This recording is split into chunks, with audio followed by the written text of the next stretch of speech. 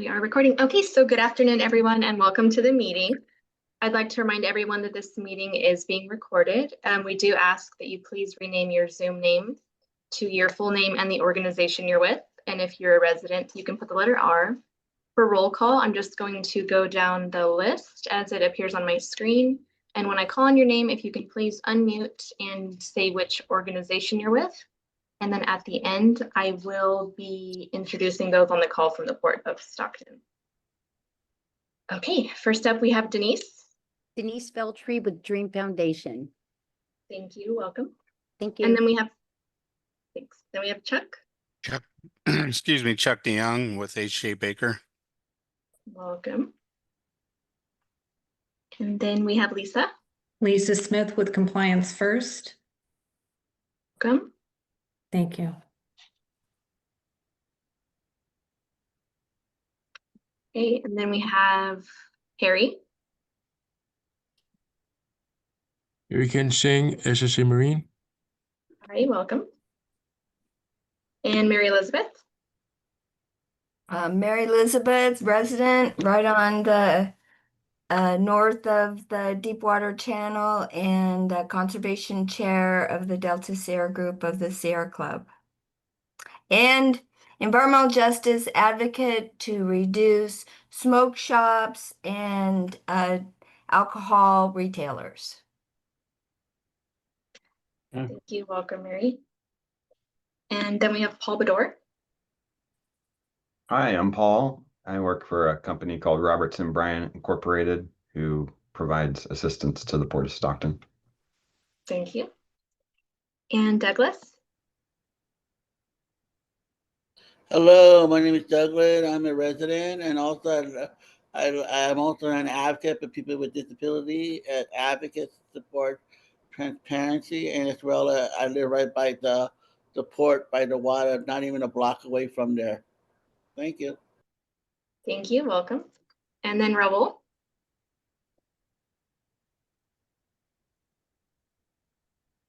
Hello, everyone. My name is Raul Hernandez. I'm a president of the San Joaquin Building Trades Council. I represent about 12,000 construction workers here in San Joaquin Valley.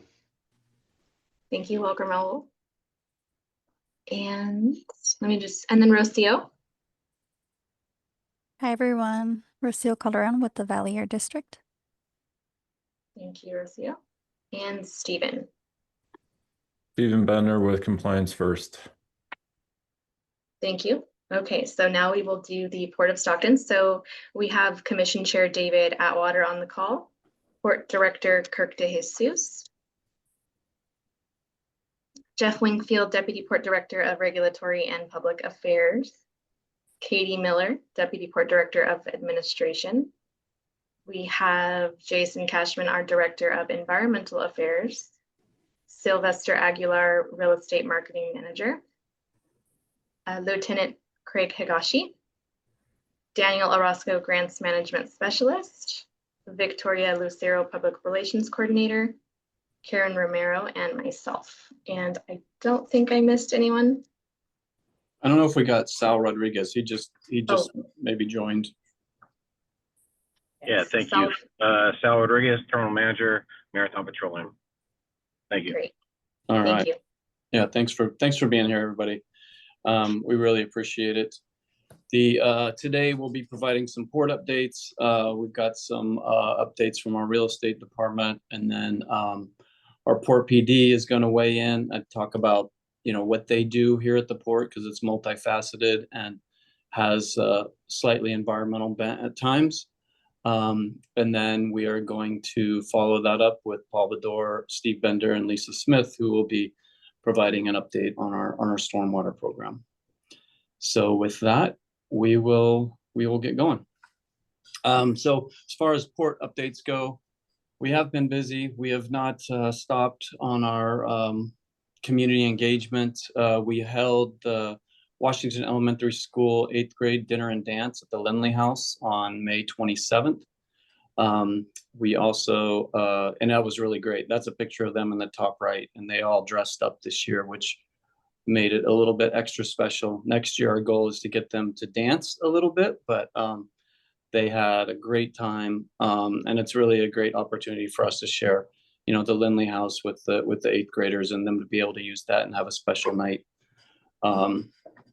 Julia, Victoria, or Karen, do you guys have anything else to add about that event?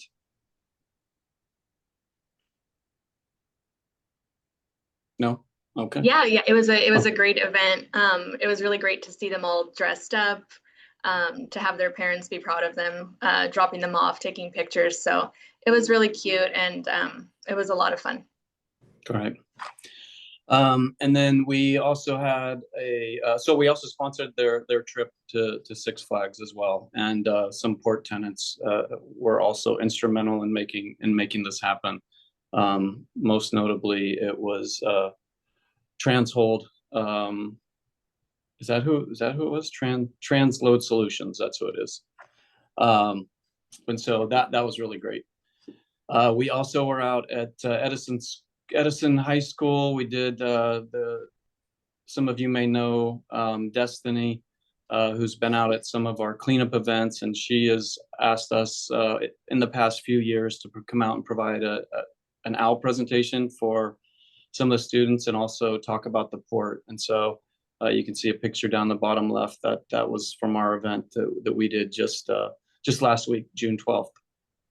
And then also last week was our 2nd annual golf tournament, which benefits all of Boggs Tract. We had folks from the Edible Schoolyard and Washington Elementary attend to be able to stand up and talk about what they're doing at their facilities and get additional support from from some of the tenants, some of the consultants, et cetera, to if they wanted to reach out and do individual sponsorships as well. So that was really great and very well attended. It sold out, and we look forward to next year's. Yes, there's some great pictures from the event. Everybody had a really good time. It was really well received, and we're looking forward to again providing about $25,000 to $30,000 in funding that's generated from the golf tournament to help support some of the local efforts. And then we had Julia, we've been working hard on the jobs board to continue to develop traction. We're making great progress, and then Julia had the opportunity to meet with one of our tenants recently and kind of walk them through the process. And so that was a pretty neat experience. So Julia, if you could share from that. Yeah, so about a month ago, I was able to connect with Greg Smith with RTW Logistics, helped him post a warehouse analyst position that's since been filled, but was able to go back this week and help him post a new job. So it is a warehouse team lead position, a little bit not as high level as the analyst one, but still a really great job. Seems like a great place to work. So if you know anybody, please spread the word. And yeah, so we're just out there continuing our community outreach efforts on the tenant side and the community side. And so we're also working with the web developers to continue to optimize it based on feedback. So yeah, really excited to see how it's all developing. Great. Okay. Sylvester, do you have anything from the real estate side to weigh in on? I just want to echo. Whoops, I am echoing. You are echoing literally and figuratively. Is that better? Yes. Okay, thanks, Jeff. I just wanted to echo the success of the golf tournament, not only the first year, which I think I reported out last meeting that we were able to provide a fence that created a lot of safety out at the Edible Schoolyard, because we were having some very large dogs come in at inappropriate times when field trips were happening. So that's a successful project as a result of the benefits of the funds being raised at the tournament. So the second thing that we're most excited about in terms of the tournament and what it did was when we spotlighted the Edible Schoolyard, we definitely had a level of interest that increased from tenants to work on some projects for them. And it looks like Trammell Crow, who's been working on the Home Depot project, is also working on putting in a new well, which will substantially reduce their cost of water out there because the current supplier, Cal Water, does not have a commercial-based product for them, so that they've been paying hefty residential rates. So that'll be a great opportunity for them to save money and do more good things out there. Secondly, they also have had an interest in taking on another project, and another project being putting up a new fruit stand for them. And so good things are coming out of the tournament, a good exposure from Edible Schoolyard. We're going through the motions here with all of our lease renewals and things during this time of year, but we're happy to be able to support the community more with these kind of projects. So good things. And I think you just had a poster up there. I think was that one of the past? Oh, no, this is coming up. Yeah, that's coming up Saturday, June 21st, the Fruit Jam Festival. If you haven't been to any events out there at the schoolyard, it'd be an opportunity for a good time and some good ideas, recipes, and good tasting that goes on. So I encourage those to go out and encourage more of you to adopt the schoolyard. Thanks. Yeah, I think all are welcome, and there's no RSVP or anything required, is there? No. Got it. Yeah, if you haven't been, it is great, and I've been to a couple events out there, and they do a really good job, and so we obviously want to support and do everything we can to keep the Edible Schoolyard functional. So it's a great asset to that neighborhood.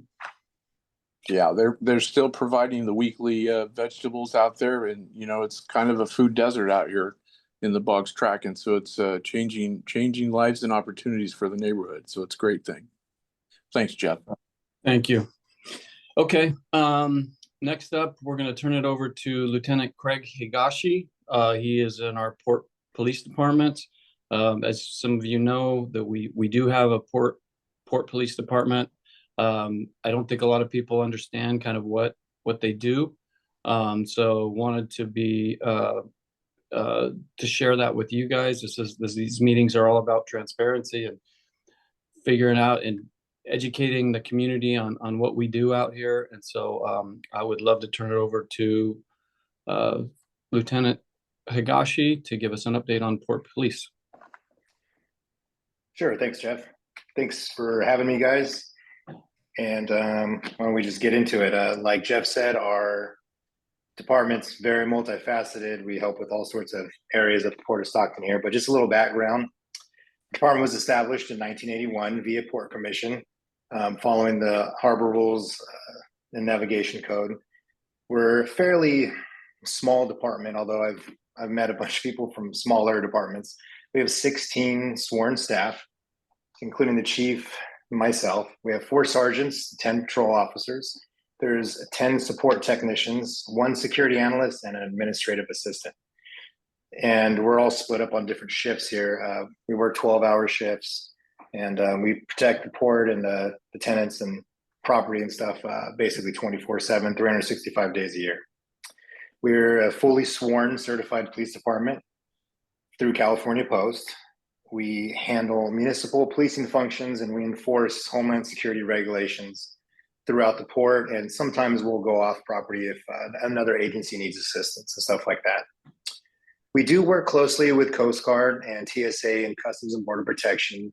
And that last part, we work closely, mostly dealing with the vessels and crew members and such. We don't do any other outside enforcement or anything like that with those 3 entities. Hang on just one second, Craig. Sorry to interrupt. I Sure. just wanted to ask the interpreters if we're talking too fast. I know that Oh, can be I'm an sorry. issue. Yeah, no, that's okay. But how are you guys doing on the interpreter side? We're doing good so far. Okay, thanks. Okay, maybe I'll slow it down a little bit. So we can go to next slide, please.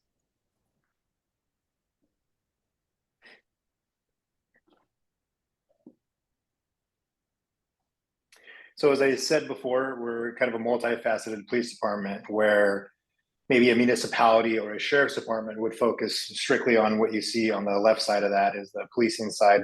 We also have a maritime security side. So this is just kind of a brief breakdown of our roles here. So I'll just start with the policing side first. So under policing, we patrol the port jurisdiction, like I said before, 24/7. We'll enforce local and state laws and city municipal codes as well, if valid. We investigate all crimes that happened within our port boundaries. We respond to calls for service for our tenants and anybody kind of passing through that needs assistance. Kind of leads into my next one, where we assist citizens, tenants, customers, and anybody really visiting to the port. We also respond to emergency incidents, just like a full-time police department. Now, on the maritime security side, which is where it actually kind of becomes really interesting, because this is sort of a very unique role to our police department. We enforce compliance with Coast Guard, TSA, Homeland Security, and Customs Border Protection. There are regulations dealing with the maritime side specifically.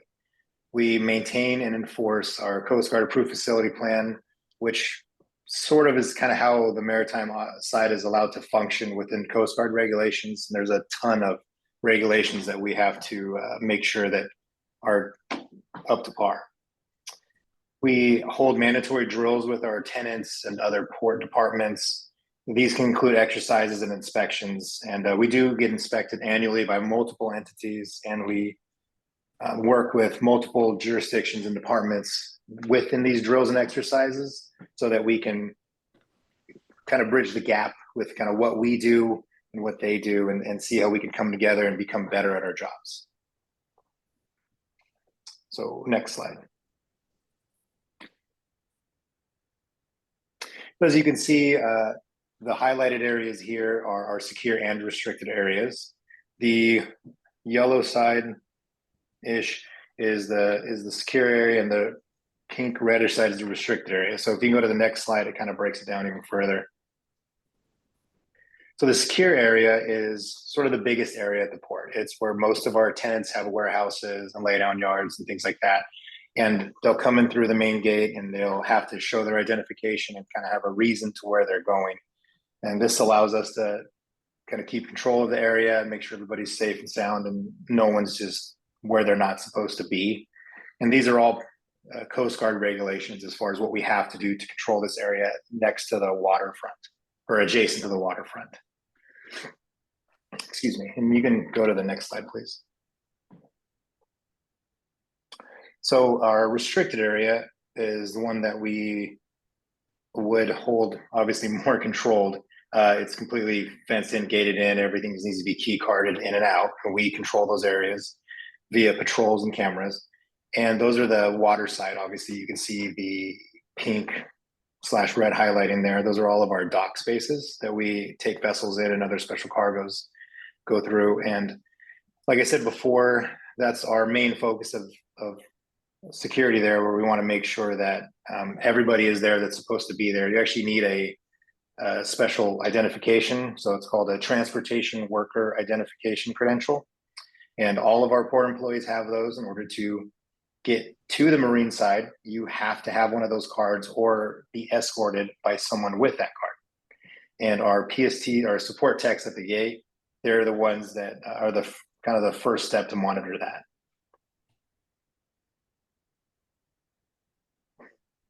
Lieutenant David Atwater here. Yes, sir. You also patrol the areas around various tank farms in the port. Is that correct? That is correct. We have multiple areas on tank farms on Navy Drive and right up there off of just north of Fife.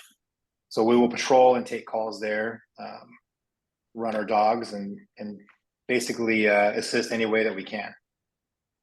Yeah, security being very, very important at those storage facilities. Yes. That's very correct.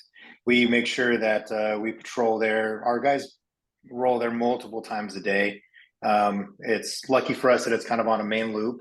We have multiple cameras hitting that spot at all times because it's a pretty good pass through for the port. And another reason why we monitor there, you're probably going to see our guys out there shooting some radar to make sure people slow down and be safe for the tenants and the people passing through. Thank you. No problem. Next slide, please. So kind of went into my last slide here for our department capabilities. First unit, near and dear to my heart here, K9 unit, is our explosive ordnance detection unit.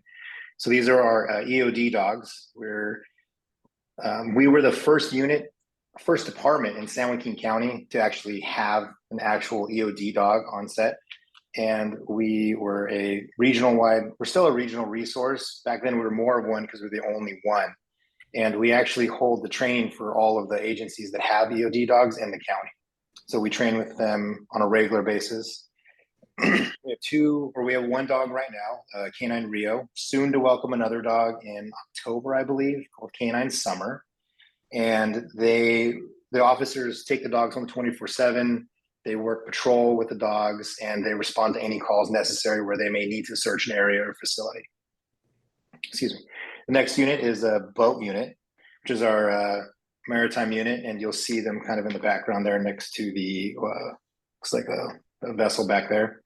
And I believe there's 5 or 6 individuals certified to work our boat. They patrol the dockside and some of the islands that we have out, and they'll also respond to calls while they're on waterside if we need anything, like maybe a stranded motorist or a stranded boatist, excuse me, and maybe even helping out with environmental issues as far as buoys go or anything like that. And they also, main focus obviously is security, so they're going to be watching out and looking for stuff that's out of the ordinary, especially underneath the docks. The extensive surveillance camera coverage that we have here, it's pretty extensive. We use a pretty high-tech system where we can usually 99% of the time, I always tell people that if you make it past Washington Street on the tracks or Navy Drive on that railroad overpass, we have you on camera somewhere. And we can pull up footage if we need to for investigations pretty quickly and send those out as well if need be. We have our support techs are the ones that actually monitor that, and it's monitored 24 hours a day as well. We also have an emergency response center, which is acting kind of a dual purpose right now, housing our police station, but it is also an emergency response center for the region if something comes up in our area that we can handle with the capabilities that we have. And we can stand that up pretty quickly as far as an extra dispatch center, cameras that monitor, communications capabilities through that. And we work with other departments as well and entities such as the fire department. And I think there's been some Office of Emergency Services have been there multiple times for exercises. So we're pretty familiar with a lot of people and a lot of different agencies. So if we need to stand something up for a pretty big emergency, I'm confident that we can do so. Next slide, please.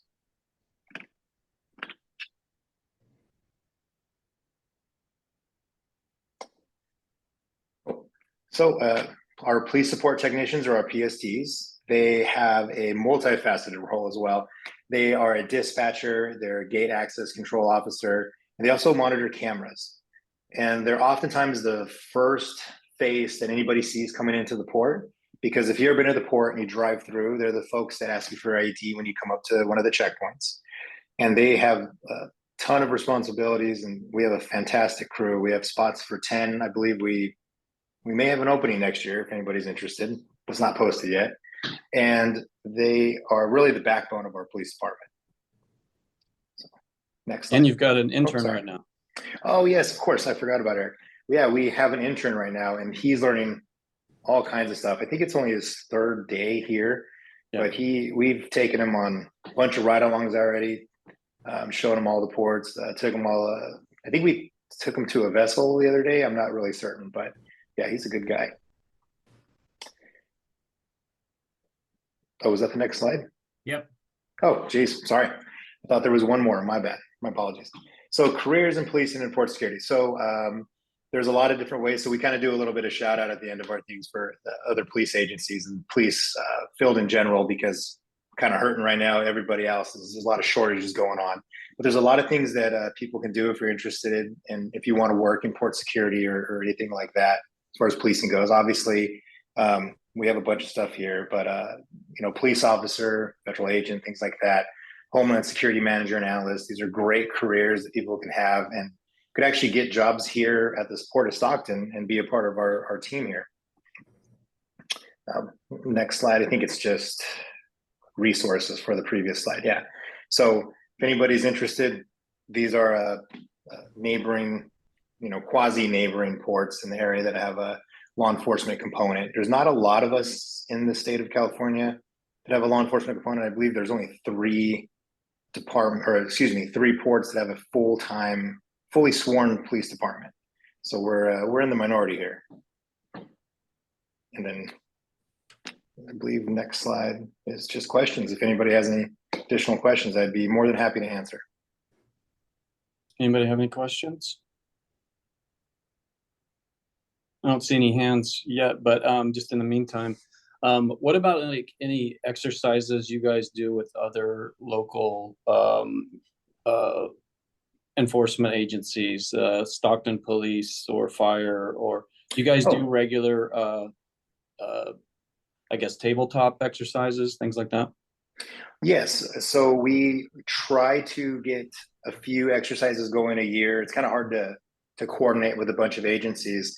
I'm very fortunate since I'm the bomb dog canine trainer for the county, so it's easy for me to get bomb squads involved. And earlier in June, I believe it's posted on the Port of Stockton website, Stockton PD came out and we worked with them as a joint agency exercise with them and Manteca PD as well. And we did an exercise at the old administration building where there's some really good shots, really good video. You're gonna see good shots of our officers and our dogs working. You might see a shot of me. I tried to escape it, but they caught me a couple times. But yeah, it was a pretty big pretty big exercise. Lasted about 10 hours, and a lot of good information came out of that for our agencies. Good. All right, and then one last thing. What about, I know you guys are out patrolling and you guys are usually the first line of defense. You guys usually find things, and I know you guys do a great job of notifying us if there's any spills or any issues that need to be resolved. And I believe we've put spill control kits in all of the cars to be able to, if you guys are there and you can react quickly, that you guys can throw down, control measures. Is that happening? We have, I believe in some of our vehicles, there are still some spill kits. We've had to retro for refit some of our new patrol vehicles for different laws and stuff on equipment that we have to carry. But all of our officers know where spill kits are, as far as where to grab them, how to use them. We have environmental training through you guys. I believe it's every year, every other year. I can't remember. But we do work very closely with Compliance First. Stephen Bender, he's usually the first person we call whenever there's an environmental thing, because he's easy to reach. We're used to working with him, and we obviously notify you guys. But yeah. No matter what time it is, you guys will make a call, and we appreciate that. We try not to make it too late, but sometimes that's how it works. Yeah. Okay. Well, is there our last call for any questions? I don't see any hands or anything. So if we don't, no more questions. Thank you so much, Craig. We appreciate you being here and sharing a little bit about what the police department does. Of course. Thank you for having me. All right. Have a great day. Okay. Next, we're going to give an update on our stormwater program. Paul Bedore, Steve Bender, and Lisa Smith are here to give that update. So Paul, take it away.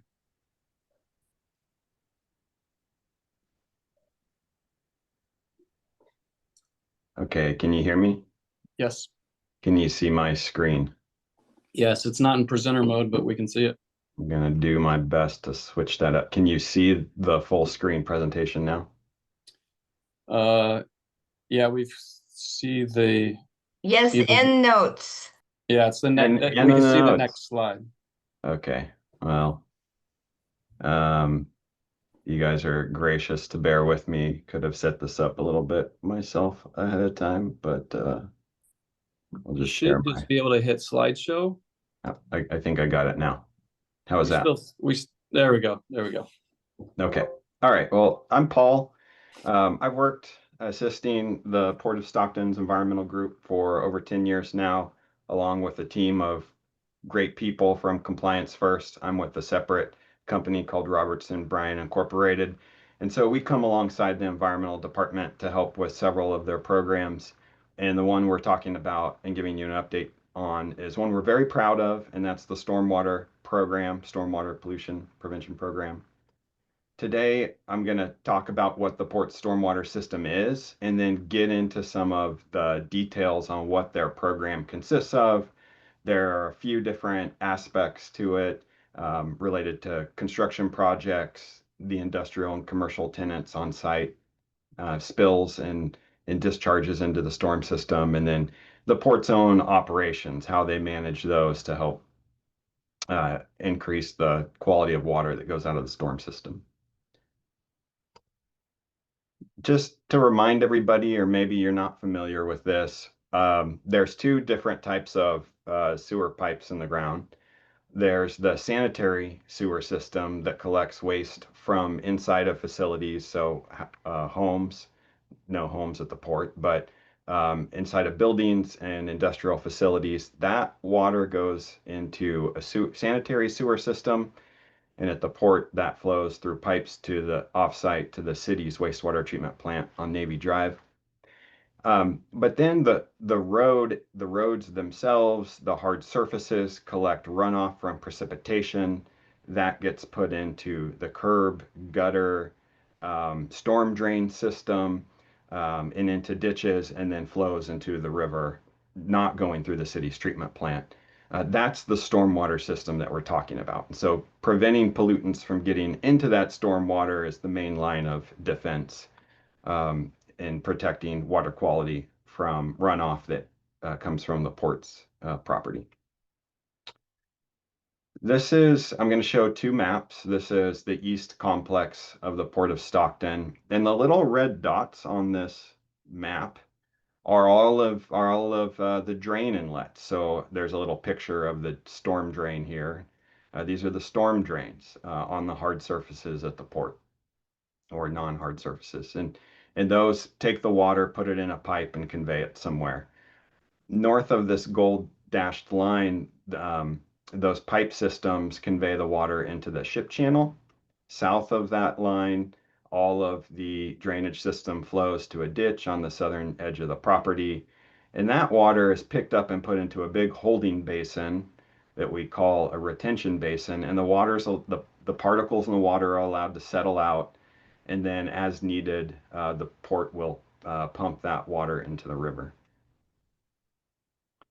Over on the west complex, there are storm drains. Those storm drains enter and flow into pipes, and those pipes go into mostly open ditches that are vegetated.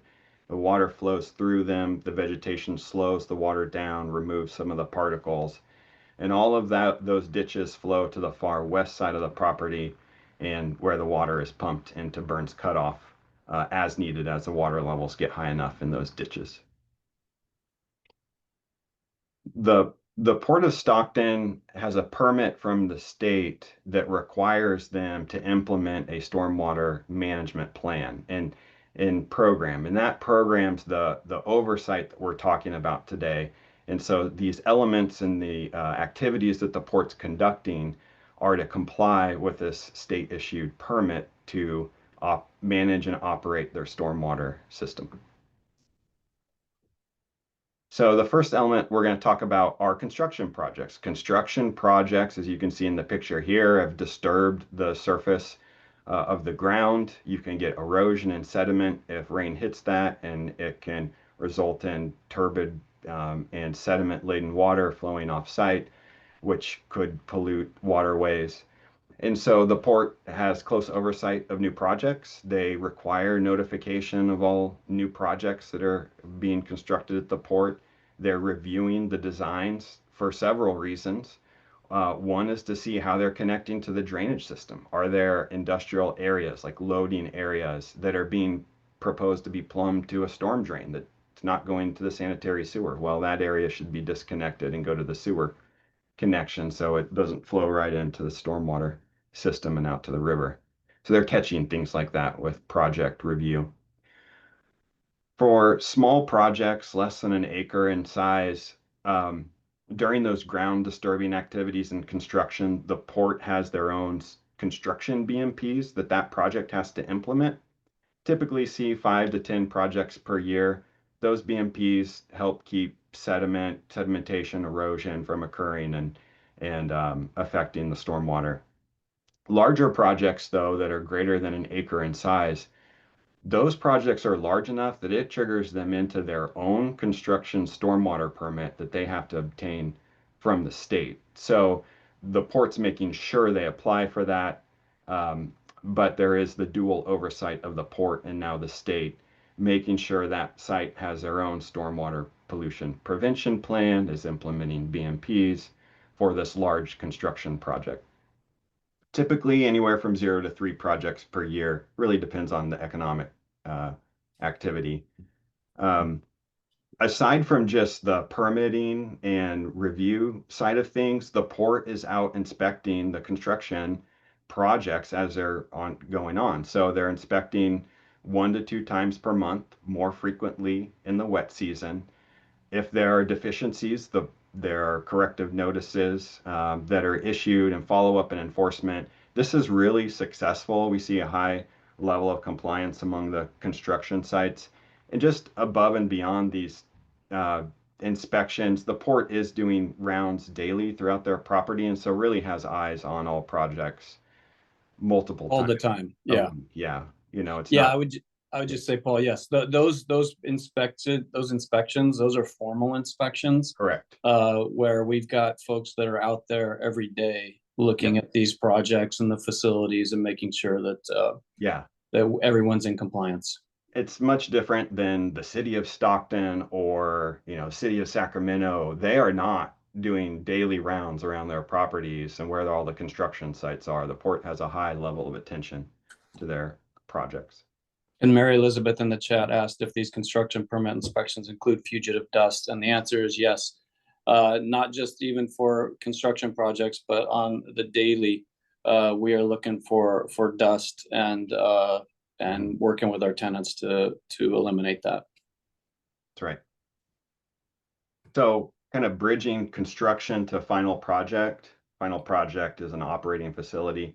A little bit in the middle is you get a big enough facility that's putting in a lot of hard surfaces or different types of things going on at the facility they're planning. There's a special plan that the port's required to have called a Stormwater Development Standards Plan. And if there's a project that fits a special size of new or redevelopment, special elements to it, there are additional requirements that those sites have to construct into the final project to help minimize pollution from that project after it's all done. So a retention basin or other treatment devices. Few projects trigger these special requirements, but the port is very diligent in making sure every project that comes through is reviewed to determine if they need to go through the special review process, and ensuring that all qualifying projects are implementing this plan, so that after the project's complete, they're minimizing their impacts from the facility on the stormwater that's generated. But when it comes to all of the industrial and commercial facilities at the port has prioritized them and has oversight of the stormwater that comes from their facilities. So there are about 60 low to high priority facilities when it comes to stormwater at the port. These are the facilities that the port requires them to implement BMPs and stormwater controls. They're also providing annual tenant stormwater training to those that can make it every year to give them an update on and train new staff on stormwater requirements applicable to their facilities. The priority facilities, the formal inspections, as Jeff indicated, we see between 60 and 80 formal inspections every year. You get the inspector on site, going through things, seeing if your BMPs are in a good place and a good status for that year. But aside from that, there are the daily rounds too, looking for issues day to day. Corrective notices, whether it's from the formal inspections or daily rounds observances, they're issued. We see a high compliance rate though at the port's facilities because they're very aware of this close attention to their operations. So we see typically over 90% compliance rate. Port enforcement is highly successful. And when it comes to the point where a facility is not being compliant over and over, the port has taken it to the highest level and referred facilities to US EPA. And we have seen federal enforcement actions occur for tenants at the port they're persistently not complying. Some, like on the construction side, certain type of industrial facilities qualify for their own stormwater permit from the state, so they get that dual level of regulation. There's about 20 tenant facilities that have to have their own stormwater permit and stormwater pollution prevention plan. And any new facility that comes in is being reviewed to determine whether or not they have to have that permit, and the port's requiring it oftentimes as a part of a lease to ensure that they're complying with state regulations. Yeah, I'll just add, Paul, that in the 90s, the port got into a pretty bad enforcement action with the Regional Water Quality Control Board over stormwater issues. And after that, the port got its act together, and then it was just so happened that the staff member that did the enforcement action then became the executive officer. And so she was requiring us to come in and give quarterly updates on our stormwater progress. And so that is something we've taken very seriously and completely reversed kind of the way the port was acting. And so it is something that we take really seriously. And then Mary Elizabeth asked about what about the district attorney, and Jason and I were here for that for the US EPA. We had a bad actor tenant who, well, actually, it wasn't a bad actor tenant. It was a bad actor individual that was putting stuff into the sanitary sewer that did not belong, and was jamming up our whole facility. We did refer them to EPA, and we were one of the leads in the enforcement action against that individual. Jason, do you remember if the district attorney had got involved? On that, Jeff, I can't remember if the DA got involved or not. It was federal. No, well, was it federal and state? I just can't remember what the DA was involved with. Yeah, it was federal and state, but then I think federal just took over and took jurisdiction over it. Yeah, that's right. So we use that as an example sometimes in training. This can happen, and rarely do we need to refer anybody outside of the port. We get a high level of compliance, and there's a cooperative effort between environmental and real estate working through these issues. Yeah, and there were two individuals that were actually federally prosecuted over that issue out of the port. So this is the oversight of the facilities themselves. Things happen, spills happen, illicit discharges. A spill is what we categorize as material that hits the ground. It's not stormwater, it's some other material. It's gypsum. The illicit discharge is a different category. That's when the material makes it into the storm drain system. So there's a distinction. There's a much greater threat from it getting into the storm drain system and then potentially migrating, making it out into the river. We do not want that to happen. The port maintains a high level of awareness as well with this. So the tenant training is to ensure that they understand the need to report their spills in a timely manner. And we actually do see that. We see folks reporting, tenants self-reporting their own spills, filing their spill reports, and cleaning up their spills. And then the port police and the maintenance are trained annually. The port lieutenant communicated that earlier. And for the most part, we have vehicles with spill kits. So if they see something right away, they can get out there and do some triage as they're calling Stephen Bender from Compliance First or others to come help assess the issue and get it cleaned up and the spill stopping or discharge stopping. And so the other thing we'll get into next are the frequent storm drain inspections. So I'll leave that for the next slide. But like I said, we see some very quick and immediate responses and containment of the spills. And what that does is it's largely, we don't see a lot of spills at the port, but we're seeing spills and not illicit discharges. So that means the spills are getting contained and not making it into the storm drain system. The port does some additional things to keep spills from entering the system, like plugging outfalls or putting plastic over a lot of the storm drains during the dry season.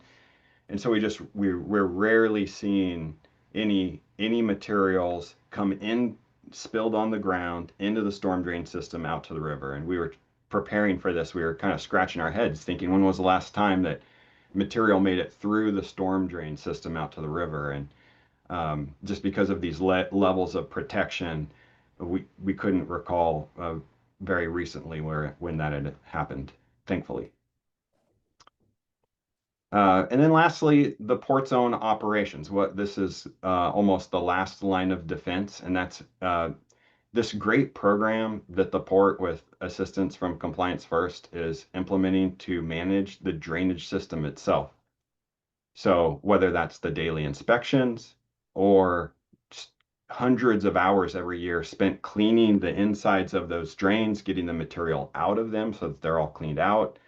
I've been out there for some work on special studies and had to look in these drains trying to quantify pollutants in the drains, and there's nothing in the drains to quantify. And so the port and Compliance First are doing a great job there. I'll just add, everything that we do, it's kind of like we have a series of BMPs set up, a series of defense to keep pollutants out of the river. Anything we can do to reduce load is the action we take. Nope. So the drains themselves, like I said, are sealed or plugged during the dry season. And then in some key areas, like where there's a fueling area, there could be a spill. You really want to make sure that's not going to go into a drain. They're safe drains, which require someone to go open them to allow the stormwater into the drain around that area. In most of these storm drains at the port, there are these filter bags installed in them. This is very non-standard for a municipality, so the port's going above and beyond here. What these do is they go underneath the grate, you can see on the right, and they hang down. And as the water flows into them, they'll catch the larger debris and trash. So this is one of the port's key ways of just not contributing trash out to the river. We know it's a problem out there, especially up the cove. And then over on the East Complex, they've got that large settling basin and some additional ways to help remove pollutants from the stormwater before it goes out of that basin.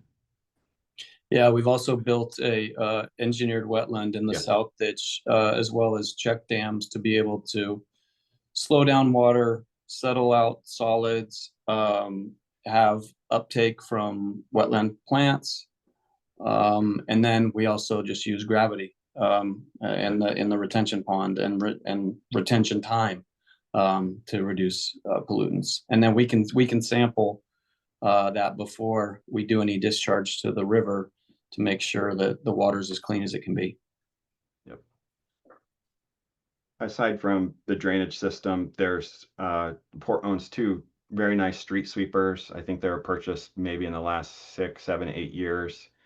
So they're pretty new, and they've got a large sweeper for sweeping large hard surface areas, streets, loading areas, and then a small sweeper that can go inside of some of the warehouses and help clean up material before and prevent it from migrating outside of warehouses. Yeah, track out is a big issue for us and something that we watch. I'll also just say that not just with the sweepers, but no, shoot, what was I lost my thought.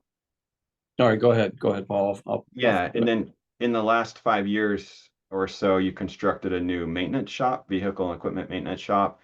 And what that has done is take a lot of those activities were done outside. And now that's all indoors.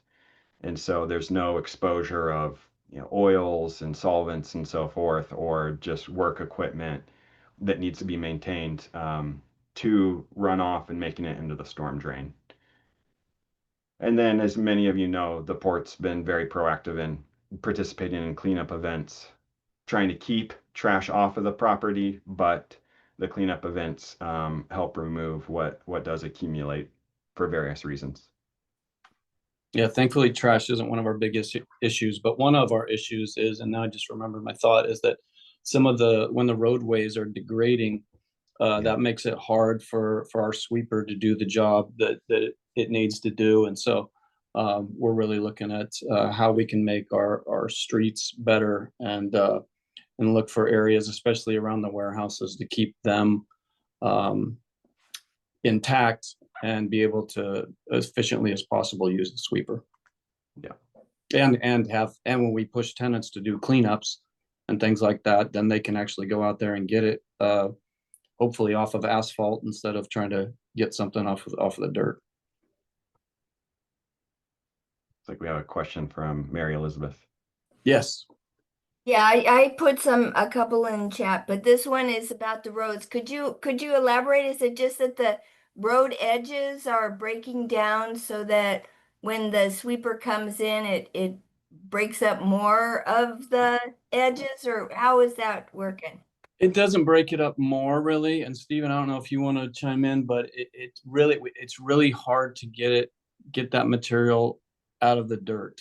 And Steve, do you have any examples that you can share? I'd say mostly out at like near Warehouse 511 and all that area that we're in the planning phase now of trying to stabilize. Can you speak to that, Stephen? Sure. So the street sweeper can usually only get so close to the buildings. So what ends up happening is my coworkers and I will actually hand sweep or move the material away from the side of the building so that the street sweeper can get right up to that material that we moved away and kind of clean those areas out.